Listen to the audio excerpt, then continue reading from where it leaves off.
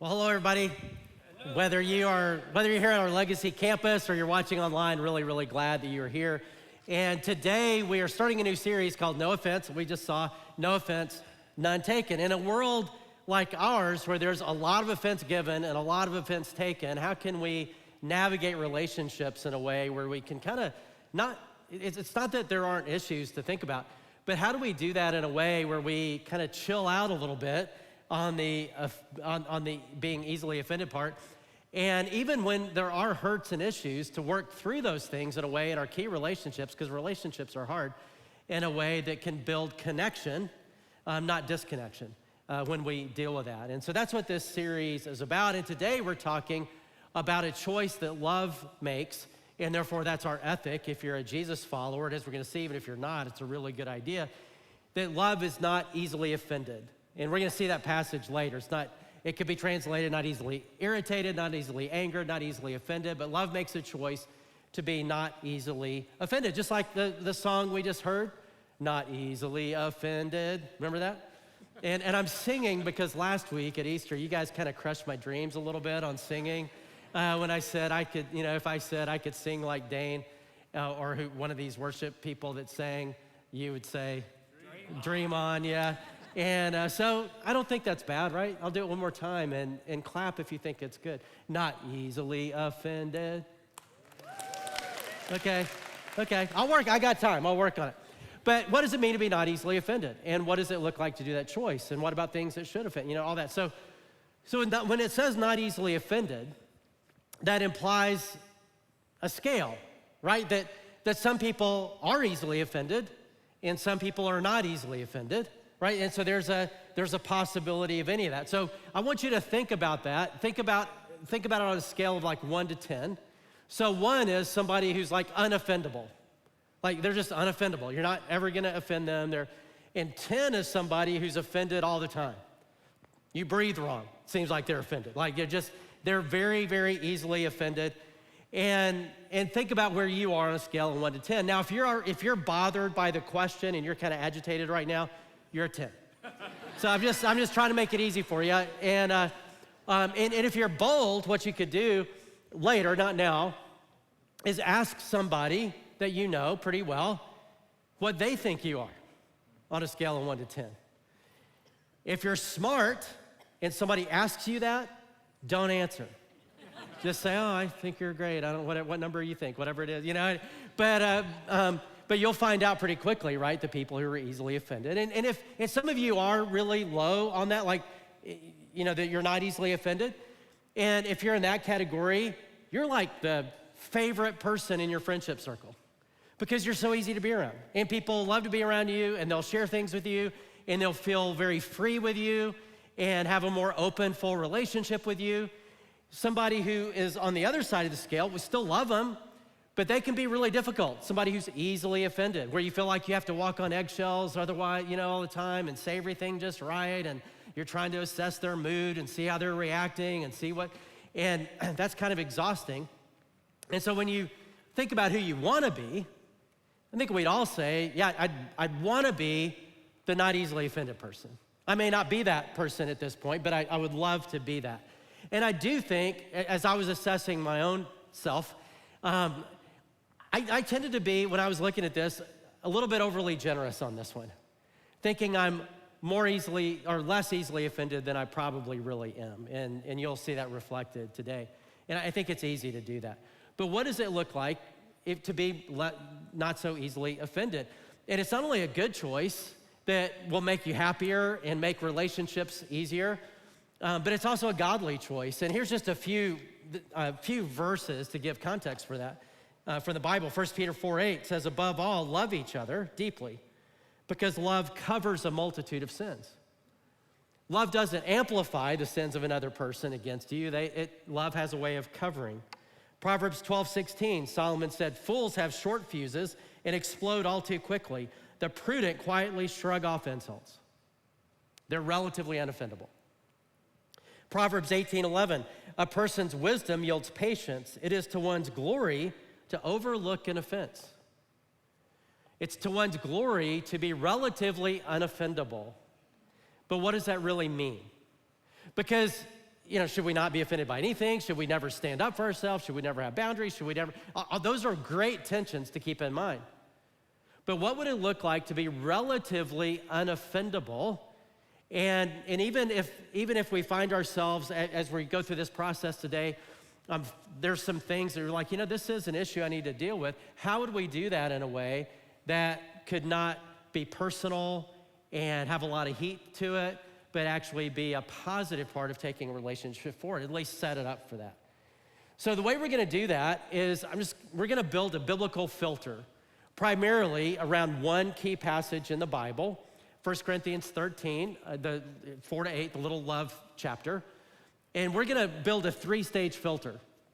And the point of that is, next time you get offended, which might be 2 minutes from now in this talk, or it might be on the way home, or it might be in the lobby, or if you're at home, who knows, but that something's gonna happen. And you're gonna feel yourself wanting to react and feel yourself looking, why did they say that? Why did they do that? Why didn't they say that? Why didn't they do that? Why did they post that? Why did, whatever. But you're gonna be like, you're gonna start doing that. And when you do, just put it through the filter. And so to set up the context for the filter is our passage, 1 Corinthians 13, which is the love passage. And some of you, if you've been to weddings, you know these verses, probably. If you've been to a lot of weddings, because it's pretty common that this will be read at a wedding. It's a really great one to do that. I know it was read at our wedding, and somebody in the church that we were in at the time in Alabama even cross-stitched these verses on a thing that's hanging up on the wall in our bedroom. And I've seen people with this on pillows. And you hear these verses, the love is this, love is that, and it feels kind of sweet. It's like, oh, that's so sweet. Like a little puppy. It's like, oh, that's...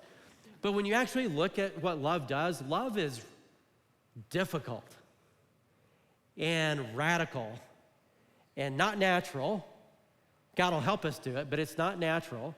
And it is, if you want to live a bold life, then choose love. And you'll see what I mean as we start looking, I'm just going to read the passage. Love is patient. Love is kind. It does not envy. It does not boast. It is not proud. It does not dishonor others. It is not self-seeking. It is not easily angered or irritated or offended. It keeps no record of wrongs. Love does not delight in evil, but rejoices with the truth. It always protects, always trusts, always hopes, always perseveres. Love never fails. Now that's bold and that's powerful, and let's build a little filter. In the first stage of the filter, I'm going to draw from the end of those verses, and that is, am I believing the best? Because love does that. When it says love believes all things, hopes all things, trusts all things, another way to say that is love believes the best. And it's easy not to. So when something happens that we don't understand, it's really easy when we don't understand why they would do that or not do that or say that or not say that to assign motives that aren't necessarily the best motives. Why would they do that? Why did they say that? Why didn't they show up? Why didn't they? And we start developing a story in our mind of why. Well, they don't care about anybody else, or they're just that, or they're just that. And it may have nothing to do, probably has nothing to do with reality, because we don't know people's motives. But it's easy to assign motives, and then that becomes our reality. That story, which is actually not a real story, becomes our reality and affects the way we see that person. And love doesn't do that. Love believes the best. It assigns the best of motives, not the worst of motives. Paul talks about this in a passage in 1 Corinthians where he's talking to these friends. I mean, he started this church. These were people he knew. And they were not happy with him. And they were critical of him, and they were assigning motives to him that weren't fair, that weren't true, that didn't correspond with reality. And here's the way Paul talks about it in 1 Corinthians 4. He says, as for me, it matters very little how I might be evaluated by you or by any human authority. I don't even trust my own judgment on this point. My conscience is clear, but that doesn't prove I'm right. It is the Lord himself who will examine me and decide. So don't make judgments about anyone ahead of time before the Lord returns, for he will bring our darkest secrets to light and will reveal our private motives. Then God will give to each one whatever praise is due. What Paul's saying is, when it comes to assigning motives, people's private motives, Paul said, I don't even trust myself to evaluate my own motives because it's easy to be self-deceived. He's like, my conscience is clear. I think I'm good, but maybe I'm not. God knows, but I don't know. And that's why he says, therefore, I don't put a lot of stock in what you think because I don't even put stock in what I think about my own motives. So when we assign negative motives or bad motives to people, it just is gonna spiral down instead of spiraling things up. And it's one of the realities in the largest marriage study in history, which is still going on by the Gottman Institute. It's like 50 years in the making so far, where they've looked at thousands and thousands of married couples. And they've divided the married couples into two groups, disasters and masters. So people who master marriage and people who are disasters at marriage. Now, some of the disasters, they get divorced, right? They fall apart. But some of the disasters don't. They just stay together. It's a disaster. It's not a healthy relationship. And then you have really good relationships. So they've looked at these thousands of couples to say, what is the difference? Like at the core, what do the masters do that the disasters don't? And what they found over 50 years, and it's still corroborating, still saying the same thing, is that it's really two things in really good relationships. It's the presence of kindness and generosity. And that's the difference. You could think, oh, it's that. It's not. It's the presence of kindness and generosity. By generosity, it's having an overly gracious perspective and view of the other person. So much so, it's fun reading some of those, that they had trouble. They find that really close marriages, people have trouble talking about the weaknesses of their spouse because they're just wired not to think that way. They're overly generous as they think about the other person. And that generosity extends to believing the best when something gets a little bit confusing. And you don't know why they would do that or not or whatever.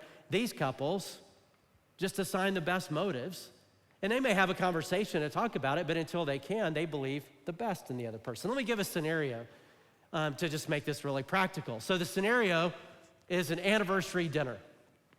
And 20th anniversary of this married couple. Since we just talked about marriage, I'll use a married couple. But this works whether you're married or not married, friends or whatever you are. So 20th anniversary, and the guy's really excited about it. And he even plans ahead. And he makes the reservations. He gets there early. He's got flowers on the table. He wants this to be a really special night. He's been looking forward to it. He chooses a really great restaurant like the Mansion on Turtle Creek or whatever. And so you can picture the scene, right? So he's there early, waiting for her to come. They've come from two different places. She came from home, he came from somewhere else. And so he's waiting there. And then the time comes, 7 o'clock. Then it's 7:05. And then it's 7:10, 7:15, 7:20. That's when she comes. She's late. So in that 20 minutes, what was going on in him, he starts to assign motives. And I think, she just thinks about herself all the time. She doesn't care how this affects me. I thought, I was so excited about this. Obviously, she's not that excited about our relationship. I feel so uncared for, whatever, right? All those things are going in his mind, all these motives, okay? So that by the time she gets there, he's pretty upset. In the meantime, in that 20 minutes, here's what's actually been happening. When she was leaving the house, their dog, which was the dog he decided to buy, threw up all over their new living room rug. And it was an expensive rug, so she had to spend about 10 minutes cleaning up dog vomit from their rug. And then she gets in the car and goes, and she's had it in her mind all the time because she wants it to be a special evening too, to stop at this store to buy a gift, something that is extravagant, but it's her 20th anniversary. She just wants him to know how much she loves him. She wants him to feel special, so she goes to buy this gift. There's more people in the store than she anticipated. It takes a little bit longer to buy it. She puts it in her purse because it's not big, it's small. And then she walks into the restaurant, and when she does, all excited about her gift and about the evening, what does she see on the other side of the table? Disdain, right? He doesn't stand up. He doesn't really say anything except something like, well, it's about time. And there's this tension, which makes her think, what a jerk. I mean, I've been trying to get here, that stupid dog he bought, and I have this gift, and I'm not even gonna give him the gift because he doesn't deserve it, and he's such a jerk, he probably wouldn't like it anyway, and so I'm not gonna do that. Well, how's that evening gonna go, right? Not great, but think about how it could go if you just believe the best. Like, as he's waiting, he's thinking, man, I know she was excited about this too. I know she wouldn't want me to feel this way. I have no idea what's going on. I'm gonna pray for her, just that God will help her because she's probably stressed out being late, and you know, God, and help me too, because I'm kind of stressed out about it. But she believed the best until you can find, you know, and then it's perfectly good to have the conversation. Like when she comes and you say hi and all that kind of stuff, to say, hey, I just gotta say, the late thing is kind of bothering me. And I'm starting to make up stories in my head about why, and that's not fair, and it's probably not true. And so, and honestly, it makes me feel pretty devalued. Makes me feel like you're not as excited as I am, but I don't know. Can we just talk about it? And by the way, if you've been in Ignite, that's BTF, belief. Anybody been in Ignite? If not, go to Ignite when you see it on there. But that's a great conversation to have, right? When you say, so can we just talk about that? And then she could say, oh, I'm so sorry, the dog, and here's this gift, and I wanted it to be in it. And the whole evening would be amazing, right? But it starts spiraling down the minute we start assigning bad motives and not believing the best. And when stuff happens, and it's confusing, and it's a little bit hurtful, and we're tempted to be offended and react, just the first stage of the filter is, am I believing the best? I mean, right now as I'm going down this trail, and I can feel my blood pressure going up, or I'm more agitated, or whatever, am I believing the best? Because that's what love does, and it's a choice. Love chooses to believe the best. Now, a lot of things will end right there. Like, that stage of the filter will clear it out. Like the one we just said. But sometimes, other stuff gets through, right? So here's the next stage of the filter, and it's about self. Stage 2 is, am I being self-seeking? Or, positively, am I choosing humility, which is taking self out of the equation and lifting the other person up? We just read, love is not self-seeking. That's really the essence of love. The opposite of love is not hate. The opposite of love is selfishness. And love says, I'm gonna set aside myself for the sake of the other. And therefore, I'm not gonna think about my own interests, my own needs, I'm gonna elevate the other. Now, if you do that, it's gonna be kind of hard to be offended. But it's hard to do that because in our sin nature, we're self-focused. And we're very attuned to our own needs, our own desires, our own wants, our own and one example of that is a group photo. You know, when you look at a group photo, right? So here's a group photo from last week at the Legacy campus. These are the people who are involved in the Easter service from last week. So we do a group photo every year, Easter and Christmas. So this is our Easter one this year. So for me, when I look at the picture, who am I gonna look at first? Me, right? And you would do that too. So don't look at me like that. Like you would do the same thing. So when I look for me, guess what? Oh, that's a little premature, but anyway, when you look for me, it's not there. I wasn't there. So I did decide to have him fix it, to put me there. But the reason I wasn't there is because I was down on the floor talking to people, ministering to them for Jesus and stuff, and they couldn't wait 5 minutes to call me up there to, be in the picture. I mean, I had 25 minutes of the service was me, but I'm not in the picture. And until I had him just say, hey, put me in the picture, So now they did it in an obnoxious way, but still, I'm at least there. And honestly, I'm really okay with that one. But what I'm illustrating, though, is just all of us kind of have an eye out for ourselves. It's just natural. It's just what we do. And that's why it's easy to be offended when we feel slighted or not considered, or somebody else gets their way, or somebody else gets the credit, or somebody else gets attention. It's easy to be offended, but if we take self out of the picture, it's actually pretty hard to be offended. Like, here's the way Paul talks about it in Philippians 2. He says, do nothing out of selfish ambition or vain conceit. Rather, in humility, value others above yourselves, not looking to your own interests, but each of you to the interest of the others. So he's saying, look, that love plays a different game than we naturally play in our sin nature, which is, I want to win. Love says, no, I want you to win. I'll lose, you win. In fact, I win I win when I lose, and you win.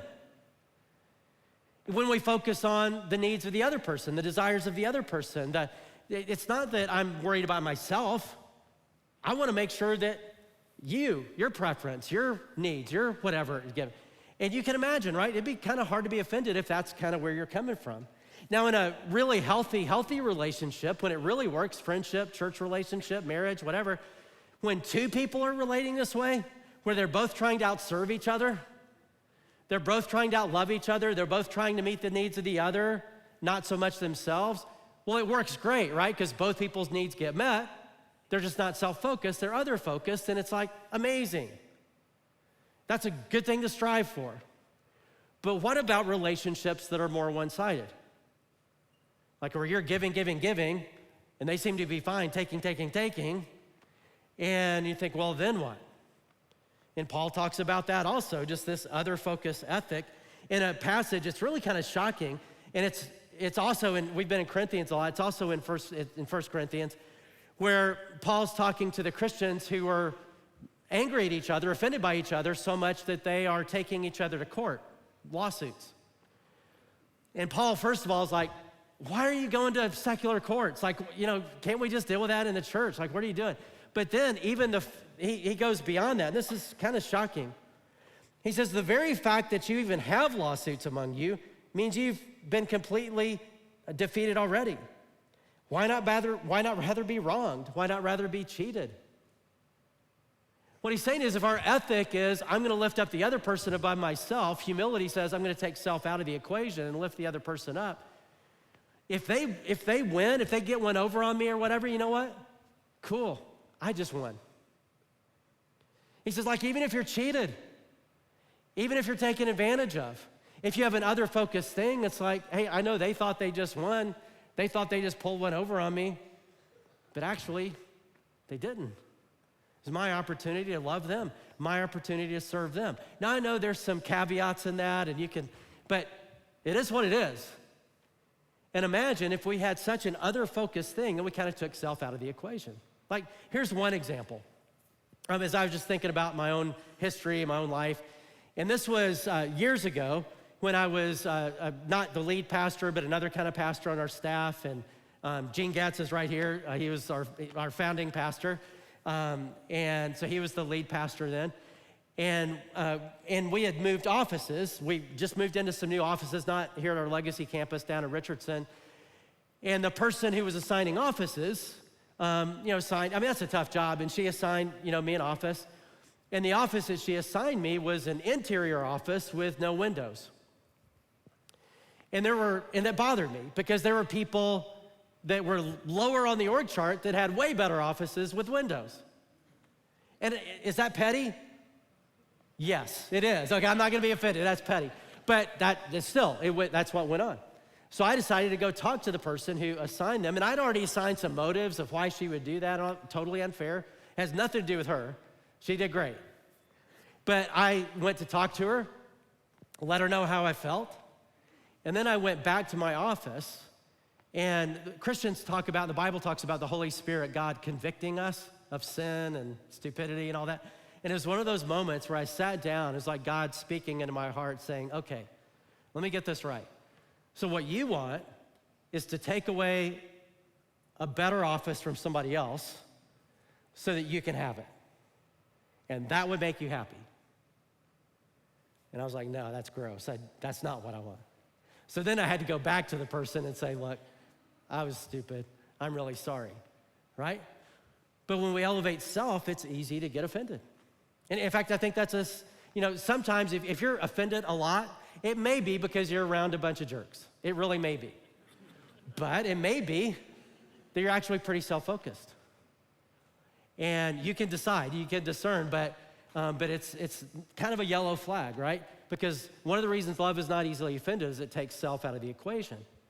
So we've already got two stages of the filter. Am I believing the best? Or in the second one, am I making this about me? Is this really about the lack of humility? Is it about my ego? Is it about something like that that's going on? And if so, I need to clear that out. Well, even then, there's gonna be things that go through that stage of the filter too, which gets to the third stage. And the third stage deals with things that are kind of legitimate. I mean, it's maybe a legitimate hurt or confusion or thing that might be offensive. And the stage is simply this: can I just let this go? Like, is this something that I can just let go? It may be something that kind of really does bother me or whatever, and maybe there's some content that, to it, there's some legitimacy to it being, potentially offensive, but is this even something I need to be offended by? Maybe I just let this one go. I mean, we already saw in 1 Corinthians 13, it says love is patient. And Solomon talked about that, how wisdom is patient, and it's a glory to overlook an offense. That part of patience is overlooking offenses, giving people a lot of rope, not just reacting quickly and being offended quickly, but just kind of chilling out and giving some rope to it. 1 Corinthians 13 just told us love doesn't keep record of wrongs. I've been in counseling situations. I don't really do counseling anymore, but I did. And occasionally it just sneaks up on me. But I've been in situations where couples especially, one of them will have a big list of things that's wrong with the other person. And they bring out that list. I'm like, here we go, And the truth is, love just doesn't do that.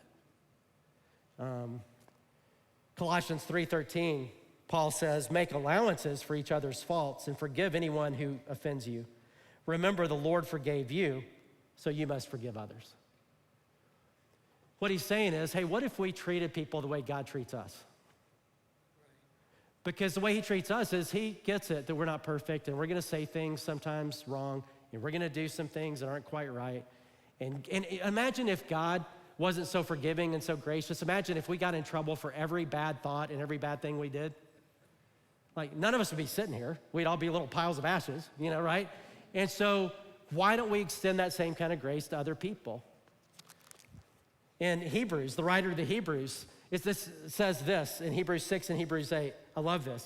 It says, God is not unjust. He will not forget the good works you have shown to his people.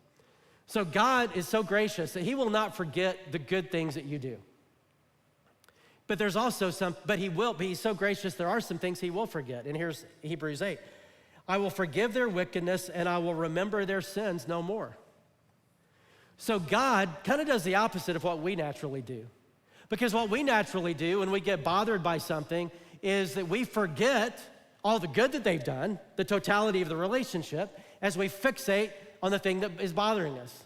We fixate on the sin, we fixate on the offense, we fixate on what we're upset about. What he says here is God does the opposite. He remembers, never forgets the good that we do.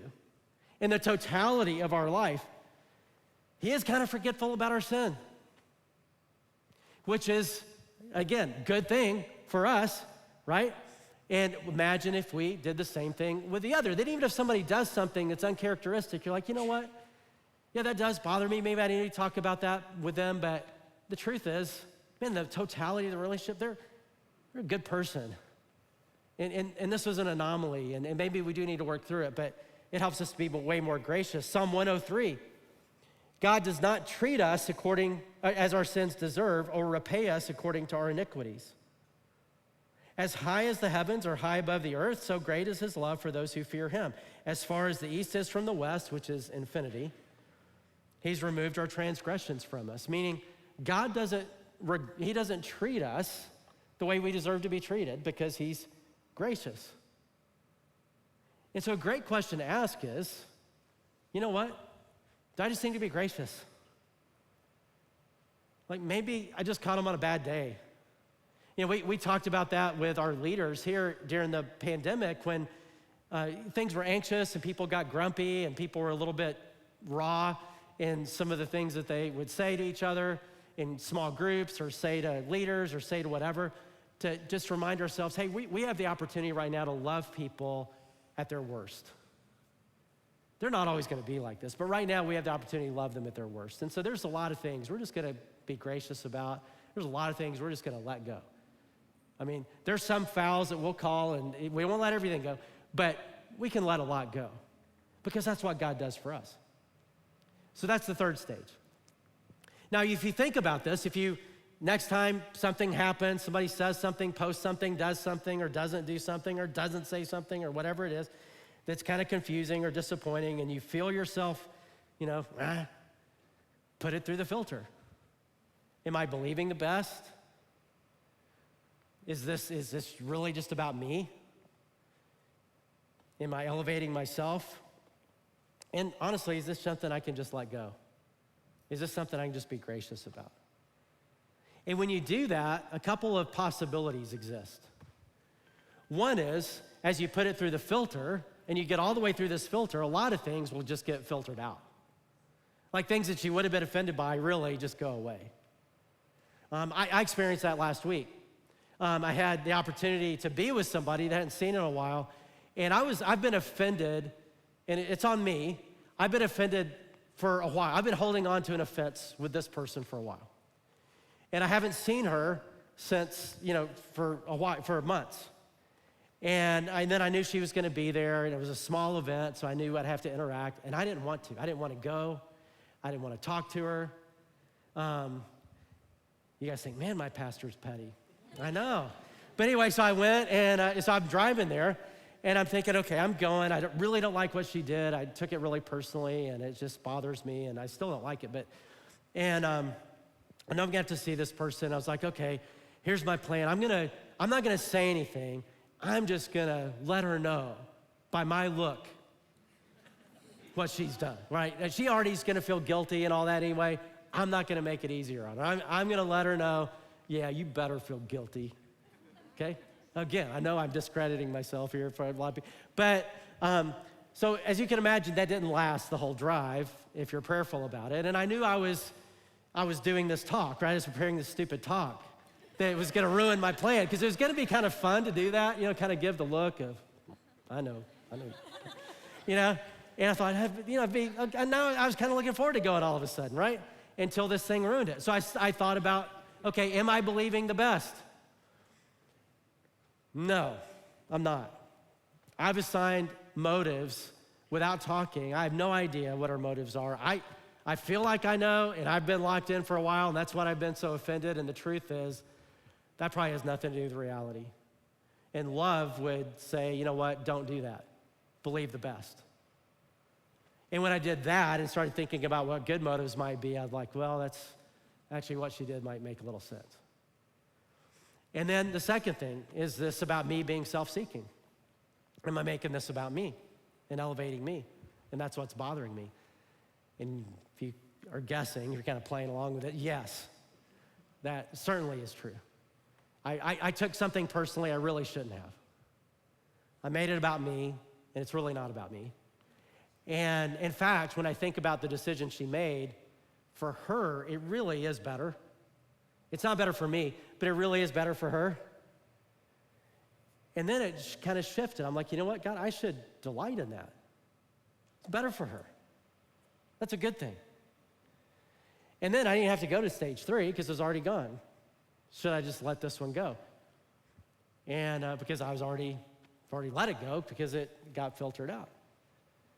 And it was a much different evening as a result of that. And just have a free relationship and full, and it wasn't with all that offense and all that stuff.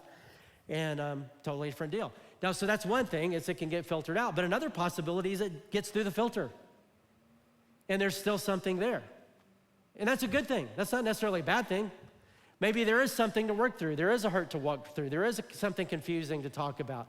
And we're gonna talk about in another week in this series, when you have those conversations, hey, when you did this or didn't do this or whatever, I just want you to know that is really confusing me or it really hurt me, and we need to talk through that.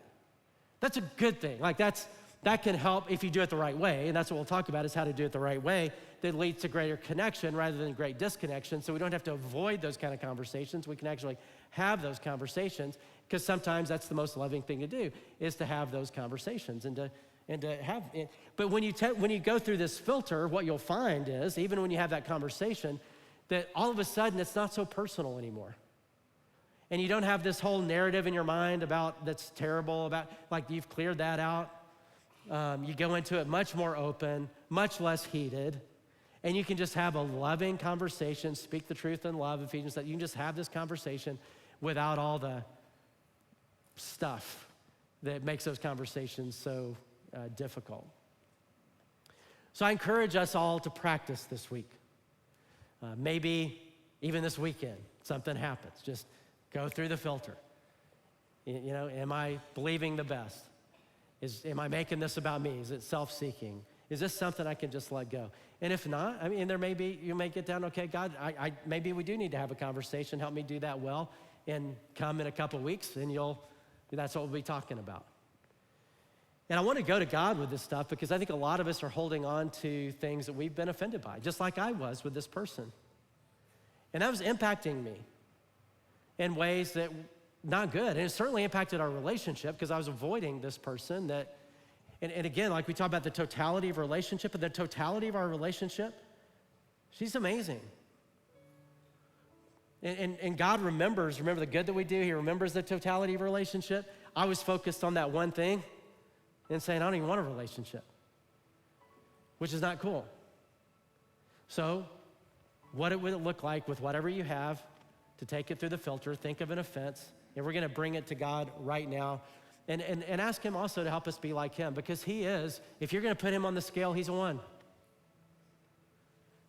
He is more gracious than we can imagine. And some of you think God's a 10 because that's what you've been exposed to. That God is offended all the time and he hates you and he's angry at you and he looks at you with disdain and he doesn't. God is the most gracious, loving being on the planet. He hates sin. Sin is terrible. It does terrible things to us. But he doesn't hate you. He's not offended by you. He loves you. He wants you to move on from all that stuff and come toward him. And so let's just bow our heads together. And I'm gonna invite you to just talk to God. That's what prayer is. Just talk to God in your own words. He loves you. He's your father. He doesn't care if you say fancy words or not. Just talk to him in your heart. And maybe there's an offense that you're holding on to. And just ask him to help you work through that. And maybe even just real quick in your mind, just say, oh, wait a minute, am I believing the best? Am I making this about me too much? Am I elevating myself? Is this something I can let go? And it may just go away right there, or maybe not. And say, okay, God, I want to work through this in a healthy way, in a loving way, and help me do that.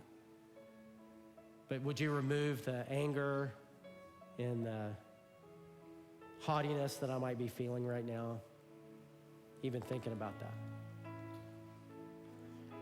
And for those of you who think about God and would love to have a relationship with him, and you're hoping that if you just keep being good and keep coming to church and keep doing whatever, that he'll be okay with you and he won't be mad at you anymore, don't wait.